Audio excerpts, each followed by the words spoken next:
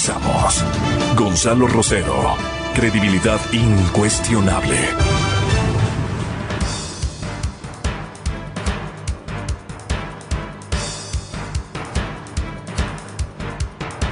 Buenos días, amigos, amigas. Estamos iniciando este día miércoles 26 de agosto. Ya se está terminando el mes.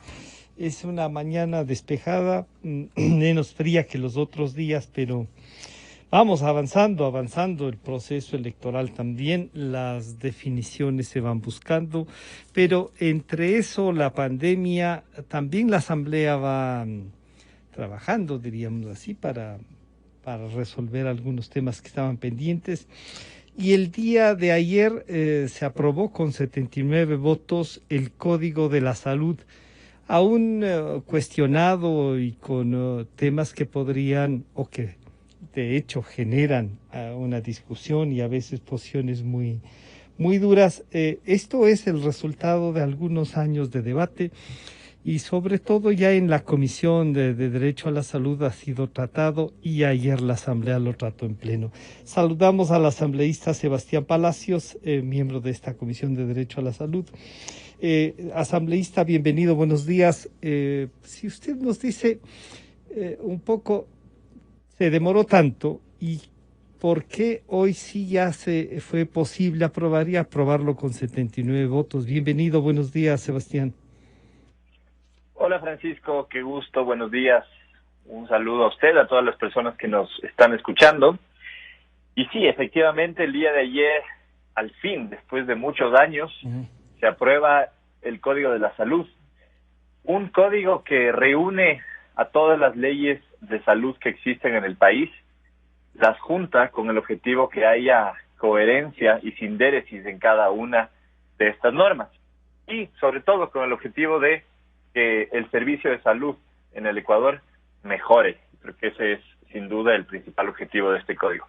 ¿Por qué razón se demoró tanto? Bueno, recordemos que este código inicia su análisis en el gobierno anterior y el momento en que empieza este periodo legislativo, la Comisión de Salud prácticamente rearma todo el texto del Código de la Salud, lo hace de nuevo, son más de 340 artículos, por lo tanto toma tiempo. Pero realmente lo que hizo que el tiempo se alargue, lo que hizo que demore la aprobación, es la falta de información, la desinformación que se creó a través de este código. Yo diría la politización incluso de temas que son importantes y que se sensibilizaron o se sobredimensionaron. Cuando usted dice la politización, ¿se refiere a que se volvió tema de discusión política o de dogma? Porque la politización estaría bien en la Asamblea, ¿no? Que se refiero, Francisco, es que se empezaron a priorizar intereses políticos en la decisión a los intereses responsables enfocados en las mejoras de los servicios de salud. ¿Qué me conviene más a mí políticamente si es que voto de una forma u otra forma? Ese es el problema y eso es lo que finalmente, desde mi punto de vista, hizo que algunos asambleístas no voten este Código de la Salud. ¿Y en qué temas empezaron a tratarse estos intereses políticos? Bueno, en los que aparentemente era sensible. Por ejemplo, se empezó a decir que a través del Código de la Salud se estaba legalizando el aborto, cosa que no es real. También se decía que a través del Código de la Salud se estaba legalizando el consumo de la marihuana, cosa que es una locura decirlo, pero hasta ahora se lo está diciendo y en medios de comunicación usted escucha que algunos asambleístas salen y dicen, no, es que se está legalizando el aborto a través del Código de la Salud, permitiendo el consumo de la marihuana, se está permitiendo algunas cosas que el Código de la Salud realmente no tiene facultad de hacerlo y más bien lo que hace es tratarlas desde un punto de vista médico. Me imagino que ya vamos a tener el chance de detallar eso. Sí, pero este primer acercamiento que usted nos hace a lo que se aprobó en definitiva topan y dejan claros, digamos, posiciones que yo diría son respetables, pero en algunos casos que defienden dogmas, ¿no? Que no permiten visualizar toda la sociedad. Pero estaba bien que eso se dé. Al fin y al cabo logran 79 votos. Está también Sebastián ya la asambleísta Patricia Enríquez de la comisión, así es que saludamos a Patricia, y también el doctor Álvarez, el presidente del Colegio de Médicos de Pichincha, les saludamos también a él. Asambleísta Patricia Enríquez, su primer acercamiento a lo que, digamos, ya es este rato, esperemos el tratamiento que le dé el Ejecutivo, van a tener 30 días, podrá venir un veto. Pero hay temas como lo del aborto que acaba de comentarnos Sebastián y que dice no era así, había él ha dicho una politización, yo diría un manejo político de algunos temas sobre posiciones. ¿Usted cree que este código marca posiciones políticas y no termina de ver a una sociedad global? Asambleísta Patricia Enríquez, buenos días, bienvenida. Buenos días, muchas gracias. Buenos días, Sebastián. Buenos días con todos los que nos escuchan. Mire, yo pienso algo similar a lo que dice Sebastián. Aquí se priorizaron otras situaciones que creían más importantes y este código lo dejaron a un lado. Había algunos planteamientos de algunos bloques que no estaban de acuerdo con un código tan grande. Hablaban de que estos códigos con articulados de 400 artículos estas situaciones llevan a qué? A que se puedan poner bajo la mesa algunas cosas, que es lo que pasó con alguna ley anterior que se cuestionó hasta de los mismos partidos políticos que del gobierno. Y ese era el temor que existía. Además, siempre, desde el principio, hubo problemas porque no se dio la información exacta. Había organizaciones, grupos de padres de familia, de mujeres, que no dieron la información de forma adecuada o no la tuvieron ellos. Y dieron a la población, al ecuatoriano, una información inadecuada, que es lo que estábamos hablando, del cannabis, del aborto, niños, la oportunidad de que tomen decisiones sobre su sexualidad y una serie de argumentos que no eran reales. El código no dice eso. Hablaron del código de la muerte. Esa palabra del código de la muerte asustó a muchísima gente y no querían que se tope este punto porque no era adecuado, no era político. Y no era así, el código es un código de salud y eso es lo que tenemos que ver. Por eso nosotros lo hemos aprobado. Hemos trabajado más de 3 años con mucha responsabilidad atendiendo a todo grupo de personas o de gremios o de federaciones médicas, organizaciones de todo tipo, para que den sus criterios y nosotros acogimos muchos de los criterios de ellos. Se cambió el código inicial, el que se aprobó, que también dio sus criterios. Y ahí se viene este segundo debate porque se hicieron cambios positivos para la salud de los ecuatorianos, para normas que daban, para mí, seguridad a los médicos, normas que daban facilidad para que el ecuatoriano pueda defender sus derechos. Y eso se cambió, pero mucha gente no lo vio. ¿Por qué? Porque solamente se tomó lo del primer debate. Y en el primer debate sí había situaciones cuestionables, responsables, y ese es el producto que tenemos. Ninguna ley es perfecta. Se pueden hacer cambios en el futuro, mejorarlos con el paso del tiempo, viendo cuáles son las falencias que tenga este código, pero por lo menos tenemos una normativa que va a defender a los profesionales y va a defender a los ecuatorianos en sí. Saludamos entonces al señor doctor Víctor Álvarez, presidente del Colegio de Médicos de Pichincha. Bueno, de lo que nos acaban de decir tanto Sebastián Palacios como Patricia Enríquez, doctor Álvarez, que sí, que ha tenido momentos difíciles, calificativos, desde los más extremos, ¿no es cierto? Pero tenemos una codificación de varias leyes de la salud, nos ha dicho también Sebastián Palacios. ¿Cómo observan usted la aprobación de este nuevo Código Orgánico de la Salud? Doctor Álvarez, bienvenido, buenos días. Muy buenos días, un saludo a los asambleístas.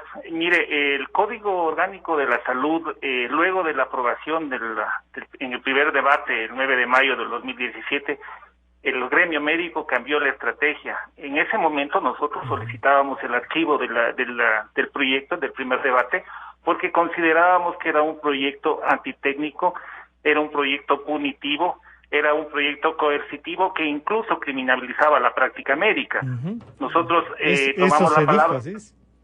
Sí, nosotros tomamos la palabra del presidente electo en ese entonces y solicitamos trabajar en la confección o analizar el código artículo por artículo. Hicimos una mesa de diálogo, una mesa técnica.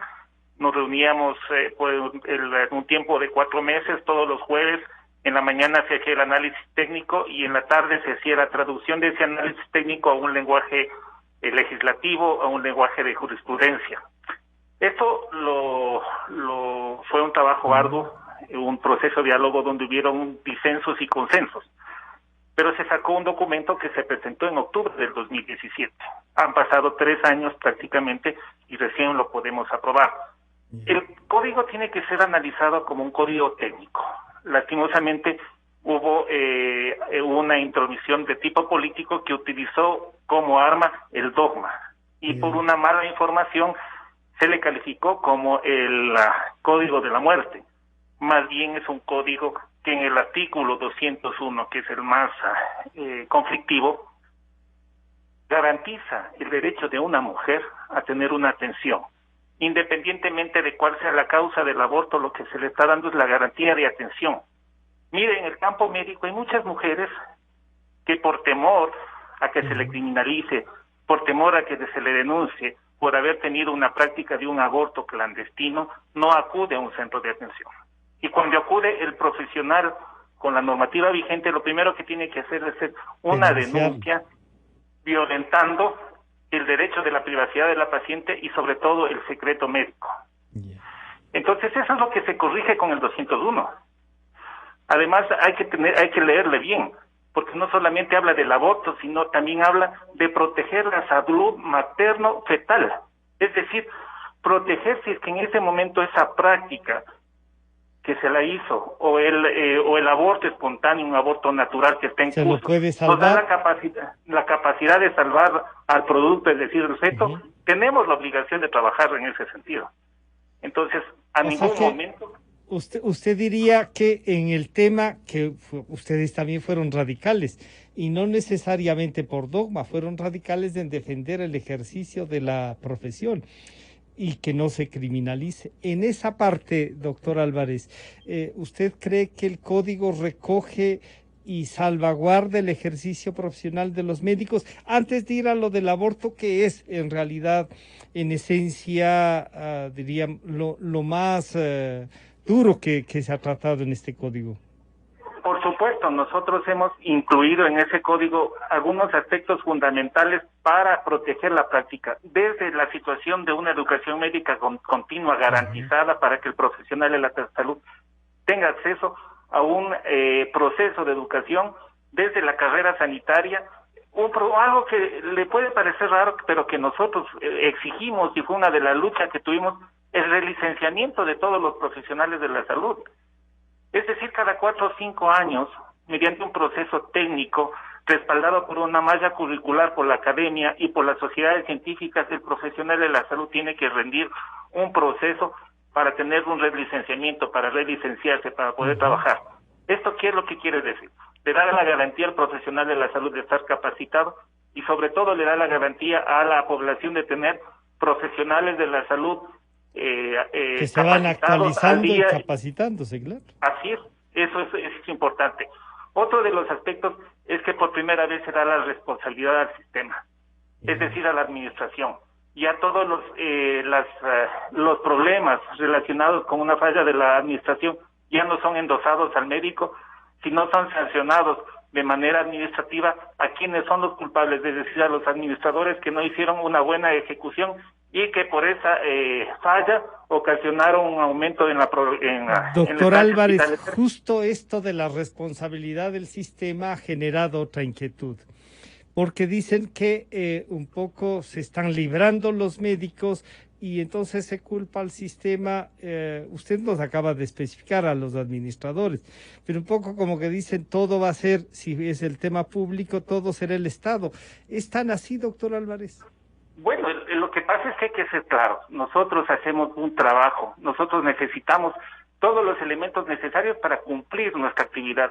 No solamente la actividad de la práctica médica depende de la experticia, del conocimiento, de la maestría del profesional de la salud, sino que necesita del acompañamiento de insumos y de medicamentos para fortalecer este proceso.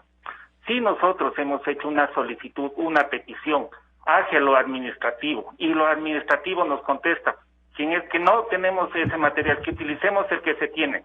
Por ejemplo, tenemos un hilo que necesitamos de una cierta característica, se llama 2 ceros, y nos dan el 4 ceros.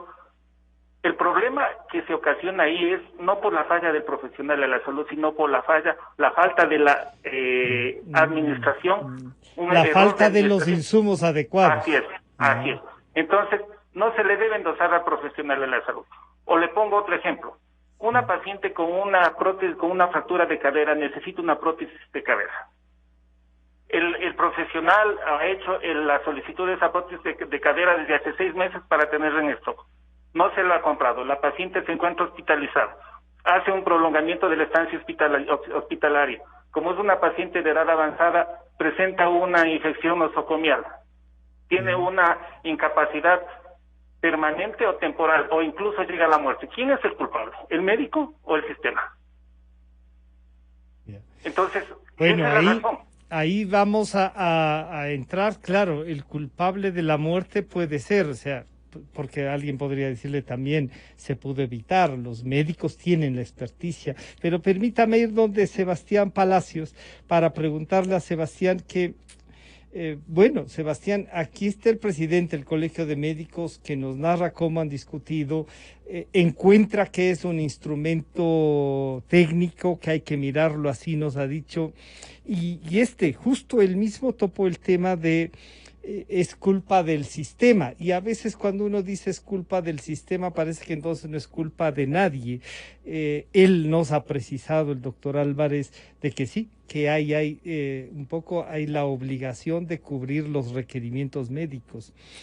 ¿Qué otros temas? Además, el Universo, por ejemplo, dice se prohíbe hasta la pubertad la realización de asignación de sexo por nacimiento, pero sí, Sebastián, si estos dos temas que pueden ser polémicos, que van a generar debate, tanto el 201 del aborto, como el tema del sistema, que es una defensa de los médicos, como la asignación de sexo hasta la pubertad.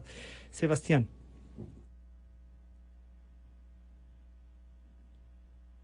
No le estamos escuchando, Sebastián. Ahí estamos, Ahí se estamos. puso en silencio. Ya. Un saludo, decía que le saludo a Víctor y a Patricia, encantado de compartir este espacio con ellos.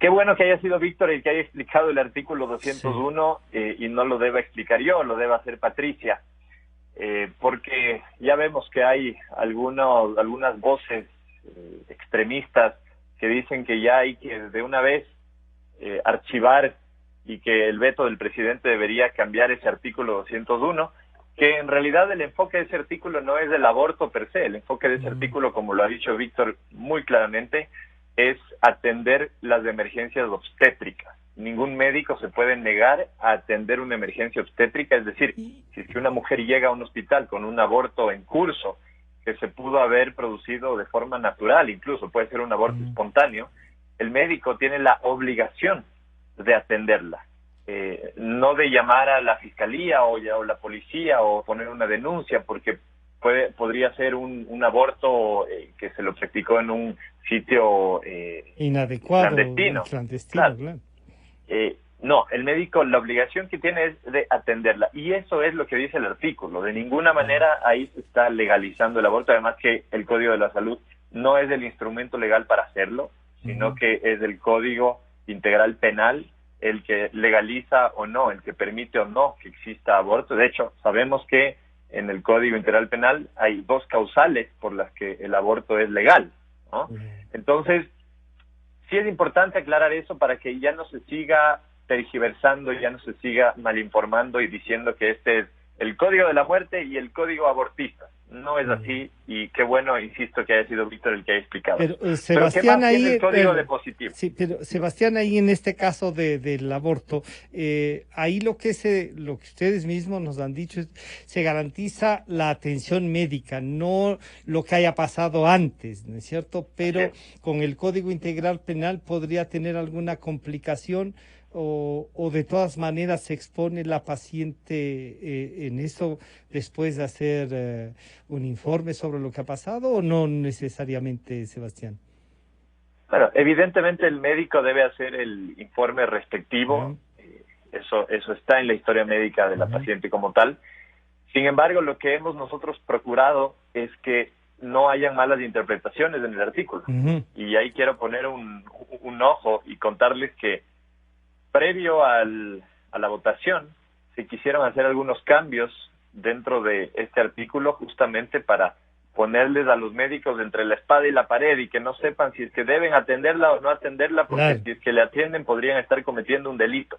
Y se cambió el texto. Patricia decía, se hicieron algunos cambios en el segundo debate ya para el texto de votación, y se aclaró este artículo, se lo dejó tal y como se trató dentro de la Comisión de Salud, dentro del informe que se hizo en la comisión, para que este artículo sea claro, evite malas interpretaciones y deje al médico con la tranquilidad y la calma que cualquier tipo de emergencia obstétrica, cualquier tipo de aborto en curso que llegue a un hospital debe ser atendido de emergencia. Ese es el mensaje, ese es el espíritu de ese artículo, y así es como se lo debe entender. No más, insisto, desinformación, no más tergiversación de un artículo que lo que busca es garantizar los derechos de las mujeres.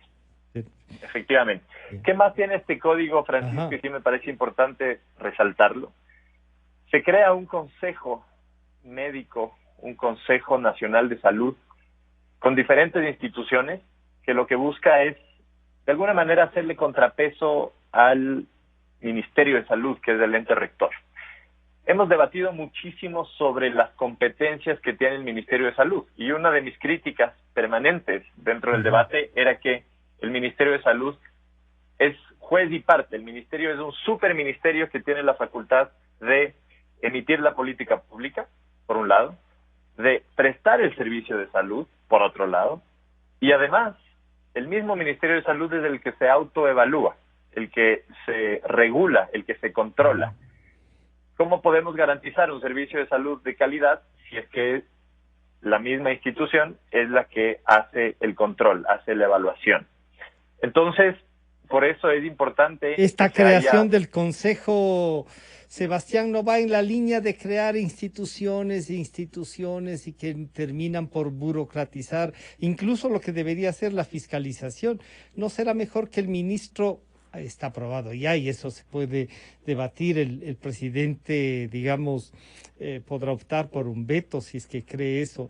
El Consejo, ¿qué va a garantizar desde el punto de vista de ustedes que creen que es indispensable hacerle un contrapeso?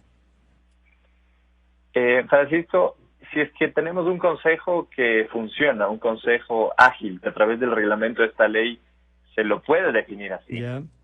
Es importante tener la presencia ahí de expertos, de médicos, que puedan también asesorar de alguna manera al ente rector.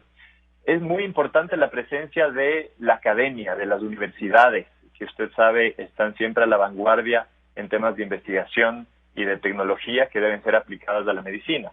Es importante la presencia dentro de este consejo de la sociedad civil. Se le ha dejado fuera a la sociedad civil de todos los avances y la sensibilización que tiene que haber dentro de la atención de salud en todos los niveles.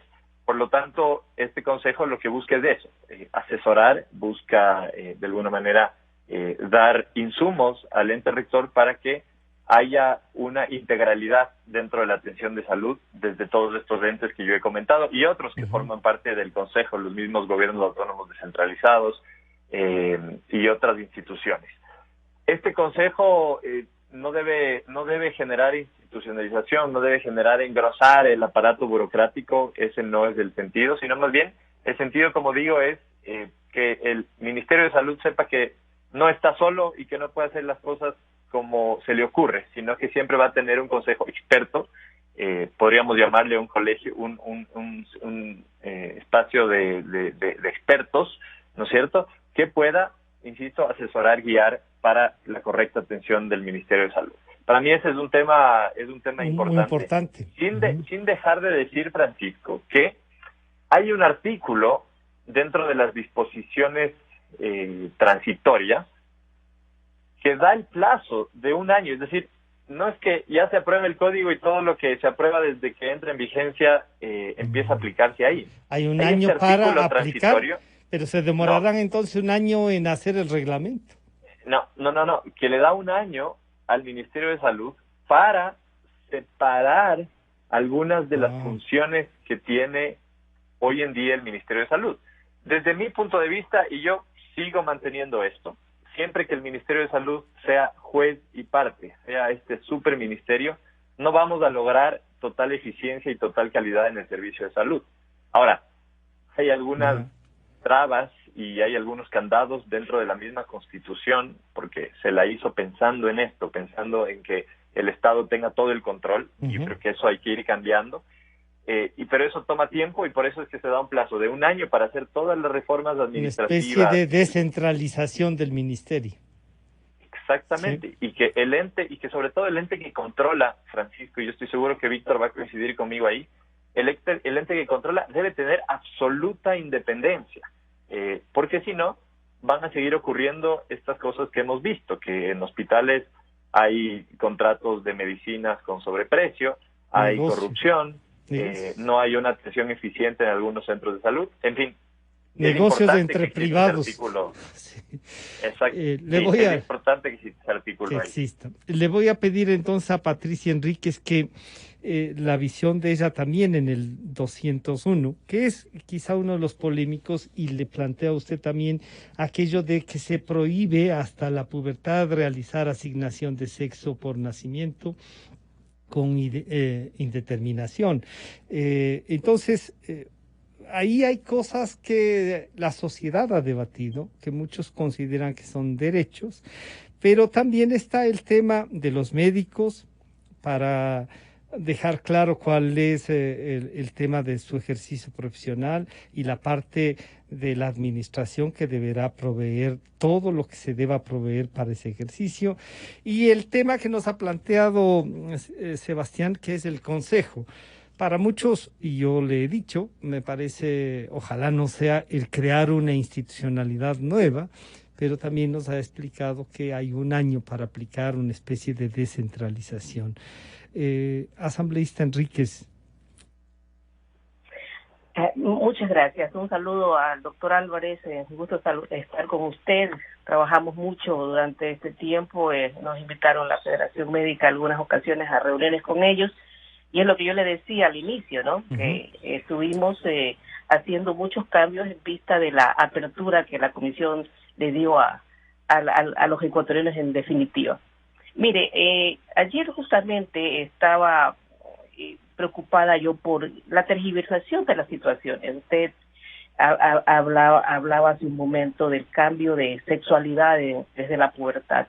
El doctor Álvarez, que es técnico, porque como él dice, este código verdaderamente es bastante técnico, habla de que no es que van a cambiar a los niños de sexo. Dice, se prohíbe la oferta o realización de procedimientos de asignación de sexo en caso de personas que nazcan con anomalías de indeterminación sexual.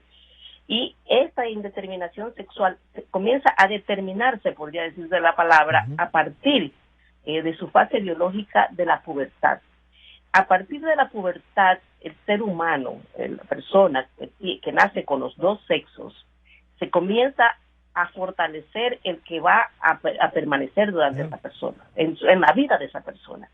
Y entonces ahí es cuando se puede hacer, ¿no?, la determinación del sexo como tal. Porque eso es más bien un tema técnico, ¿no? Uno de salud. Es un tema técnico, exactamente, pero también para determinar la salud del individuo. Porque en las reuniones que tuvimos y en los talleres que tuvimos, nos explicaban que ha habido casos en que al encontrar que el bebé nace con la doble sexualidad, no, los médicos o los padres han tomado la determinación de ubicarle el sexo al bebé. Y cuando llega la pubertad se dan cuenta de que ha habido un error terrible al hacer esa situación. Entonces, ¿qué es lo que el código dice? Que se debe actuar en la etapa correspondiente, que es cuando hay la determinación sexual de la persona. Entonces, ahí se podría hacer la operación que determine su sexualidad y darle a ese ser humano lo que verdaderamente le corresponde, su sexualidad, no lo que ocurrió antes. Entonces la gente empieza a decir muchas cosas. Yo tengo un chat de mis compañeras de colegio y me decían, Dios mío, ¿cómo vamos a tener un código que nos permitan que los niños cambien su sexo porque quieren? Esto no dice que los niños cambien su sexo como que ellos quieren y como ellos lo determinen, o que alguna persona lo induzca a cambiarse el sexo. En ningún caso, dice, estará permitido realizar acciones que vulneren la integridad personal en estos aspectos. Estos casos deberán recibir acompañamiento de asesoría oportuna y permanente de un equipo multidisciplinario de profesionales de la salud.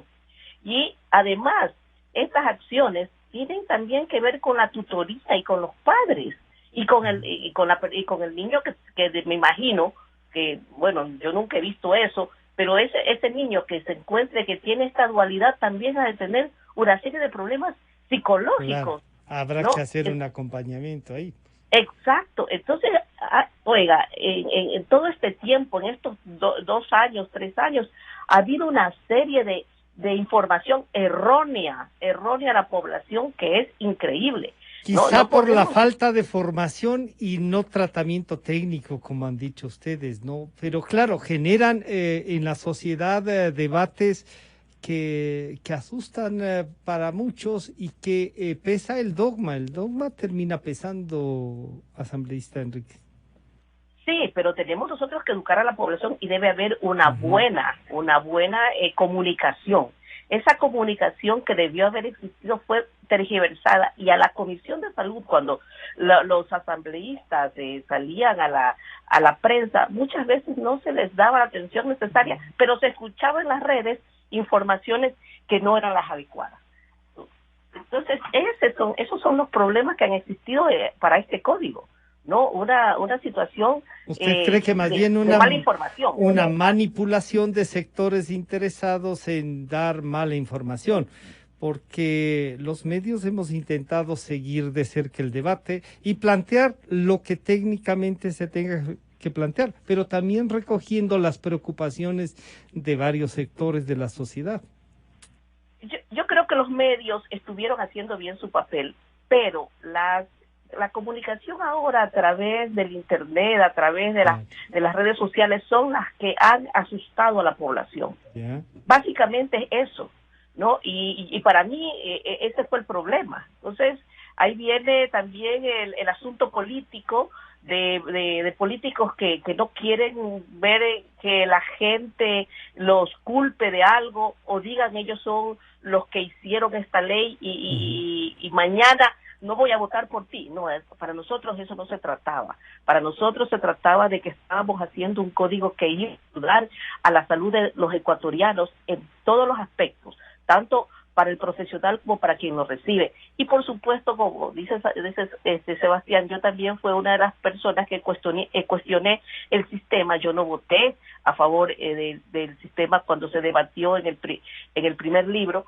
pero pienso que esto se puede también ir corrigiendo en el tiempo. Adicionalmente, yo pienso que cuando hay algo que a mí me gustó mucho y que ojalá en este país se escuche y entre en el corazón y en la mente de los ecuatorianos, cuando hay ética, moral y hay transparencia, las cosas se hacen bien.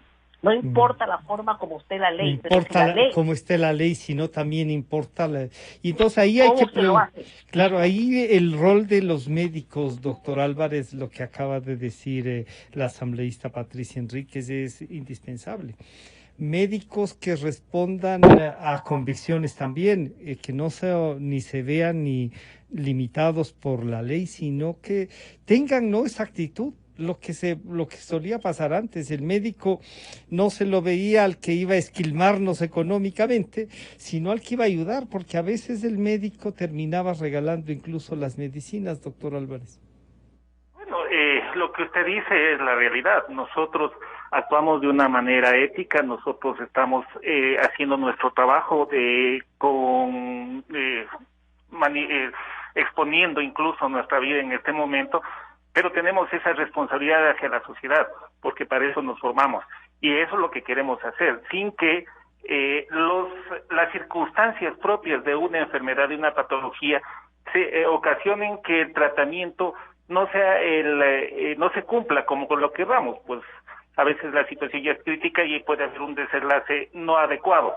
Entonces, esta situación no tiene que ser considerada como un error o como una acción punitiva, una acción, digamos, de mala práctica, sino que tiene que ser considerada de una manera técnica. Ese es el primer punto. El segundo punto, perdón. Sí, no, está bien. ¿Cuál es el segundo punto, doctor? El segundo punto es que nosotros también hemos sido críticos en la situación de darle a la autoridad sanitaria un poder exagerado. Hemos sido críticos en que las agencias tengan que tener una relación o una dependencia del Ministerio de la Autoridad Sanitaria y que sus directivos, los presidentes de estas agencias, tengan que ser los delegados o el ministro en este caso. Eso da una situación de que en estas agencias se convierten en la autoridad sanitaria se convierte en juez y parte. Creemos que eso tiene que ser independiente, las agencias tienen que ser de tipo técnica, no punitiva, y cambiar toda esa concepción de lo que ahora es el ACCES y el ARSA. Entonces, ahí también nosotros hemos tenido la objeción, como le dije, en el proceso de diálogo hubo disensos y consensos, y uno de los disensos es eso. Es ese. Bueno, para concluir les voy a pedir a los tres un mensaje así muy, muy rápido, que sería, Sebastián, el presidente tiene la opción de vetar. ¿Hay algún aspecto que usted diría sí se puede vetar esto? O el pedido sería póngalo en ejecución y vamos, como ha dicho la asambleísta Enríquez, a ir puliéndolo, ¿no? Si es que es necesario una reforma, habrá que hacerlo. Sebastián. Sí, Francisco, en la misma línea de lo que hablábamos, de restarle competencias y poder al ente rector, al Ministerio de Salud, me parece que el presidente podría fijarse en quitarle algunas facultades. Por ejemplo, cuando se habla de el semáforo, usted sabe, está en los productos del semáforo nutricional, en los alimentos, la ley, el código, mantiene los elementos que deben constar en este semáforo, es decir, la sal, el azúcar y la grasa. Pero se aumentó una parte, la cual yo no estuve de acuerdo, pero no hubo la voluntad política para quitar eso, que el Ministerio de Salud podría eventualmente aumentar otro elemento. Usted entenderá, Francisco, y los que me escuchan, que eso generaría una complicación tremenda en todas las empresas que fabrican alimentos, porque significaría cambiar el etiquetado, hacer nuevos estudios, análisis, etcétera. Entonces, por ejemplo, ahí podría el presidente recomendar quitar esa facultad para que, si es que hay un cambio, se lo haga a nivel de ley, que es lo responsable, que es lo lógico. ¿Y en general usted diría ahí?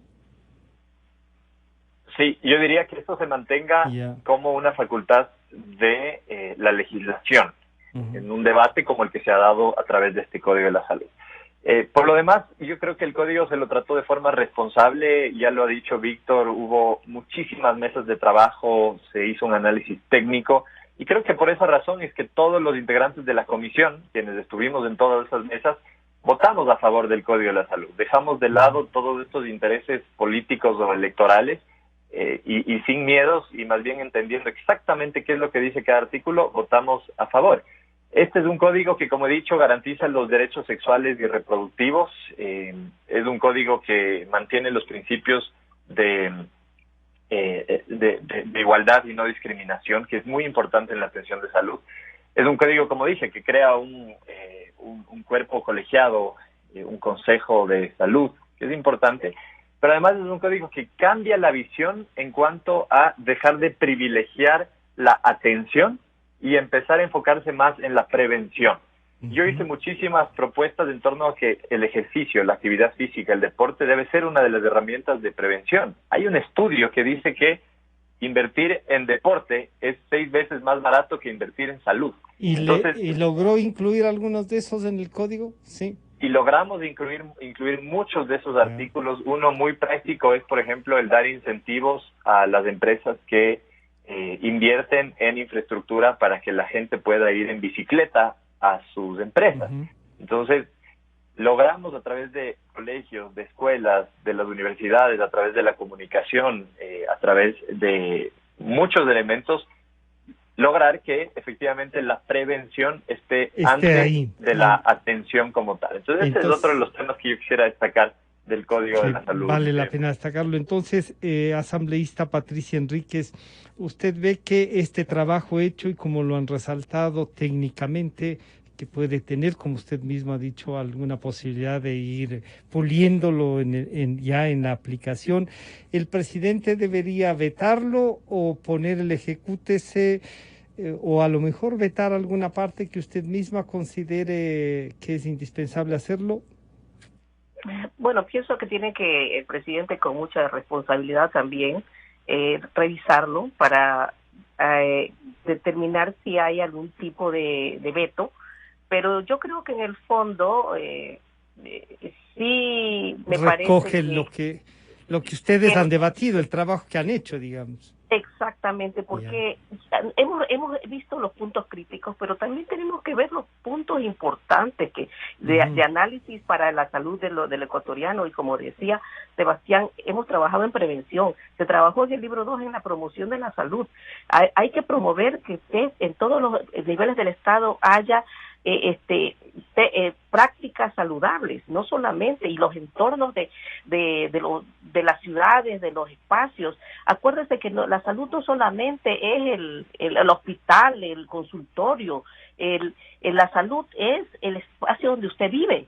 Si usted tiene un buen sistema de agua potable, un buen sistema de recolección de basura, áreas verdes, usted va a tener una mejor salud, y eso es prevención, eso es promoción. Hay que promover el cuidado responsable de la salud del individuo. Eso está en el código. La alimentación adecuada, tiene la lactancia materna. Hicimos un buen trabajo con la lactancia materna. Nuestro despacho propuso eso a través de una doctora especializada que nos visitó de la Universidad de San Francisco de Quito, y con ella trabajamos 3-4 semanas en base de eso. ¿Por qué?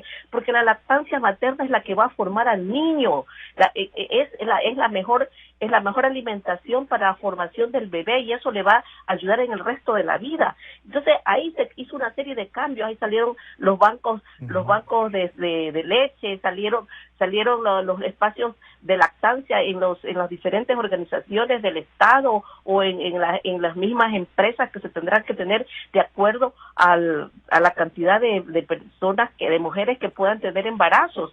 ¿Por qué? Porque cuando una mujer está embarazada y tiene que ir a trabajar, muchas veces tiene que recoger su leche para llevar a su bebé en sitios inadecuados.